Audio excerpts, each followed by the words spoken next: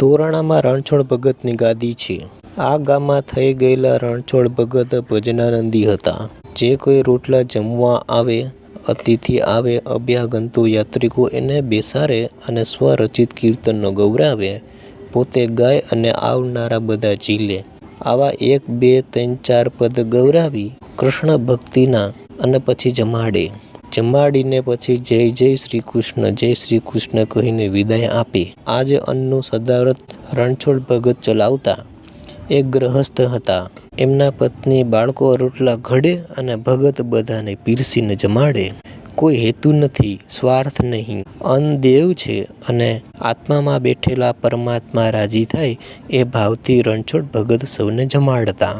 સ્વામિનારાયણ ભગવાન રણછોડ ભગતની ભક્તિને જાણે કે આજે સાર્થક કરવા પધાર્યા હોય એમ રણછોડ ભગતને ઘેર પહોંચ્યા. રણછોડ ભગતની ગાદી હજુ પણ છે. શ્રીજી મહારાજે એ ગાદી ઉપર ચરણારવિંદ મૂક્યું. એ ભગતના પરિવારમાંથી કોઈ એકાદ સભ્ય ઉપર આવેલા. ભગવાને જ્યાં પોતાનો ચરણ કમળ સ્થાપ્યો એટલે કહે અહીં પગ ન મુકાય. આ તો ભગતની ગાદી છે. શ્રીજી મહારાજ કહે ભગત અમને કહે છે એટલે પગ મૂકીએ છીએ. ભગત કહે છે કે આ ગાદી ઉપર ચરણ મૂકો એટલે અમે મૂક્યો છે. અને શ્રીજી મહારાજે પાર્ષદોને કહ્યું તમારા ખિસ્સામાં રૂપિયા છે? હા મહારાજ. જેની પાસે જેટલા રૂપિયા હોય એ લાવો.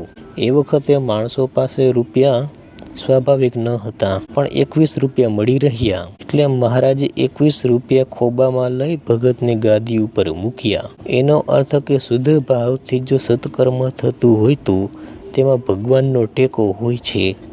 એટલે અન્નક્ષેત્રમાં જાણે મહારાજે મદદ કરી. 21 રૂપિયા ગાદી ઉપર મુકાવ્યા. પ્રભુ નીચે ઉતર્યા. એટલે ભગતના પરિવારના જે કોઈ હશે એમણે હાથ જોડ્યા.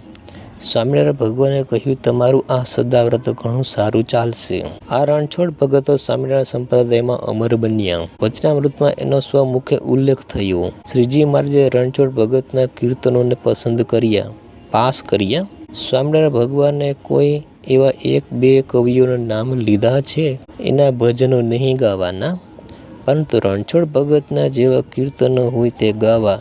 જે ભજનમાં, જે કીર્તનમાં ભગવાનના સ્વરૂપનો મહિમા હોય, લીલા હોય, ચરિત્ર હોય એ ભજનો ગાવા. પણ જેમાં ઈશ્વરના સ્વરૂપનું ખંડન હોય, ભગવાનના લીલા ચરિત્રને વિશે જ્યાં શંકાઓ હોય એવા ભજનો, કીર્તનો બોલવા નહીં. એ રણછોડ ભગતનું નામ વચનામૃતમાં છે. એ ગાદી તોરણામાં છે. એ રણછોડ ભગતના ગાદી સ્થાનમાંથી એમના રચેલા કીર્તનોની ચોપડીઓ 2 ભાગમાં બહાર પડી છે. બહુ સુંદર છે.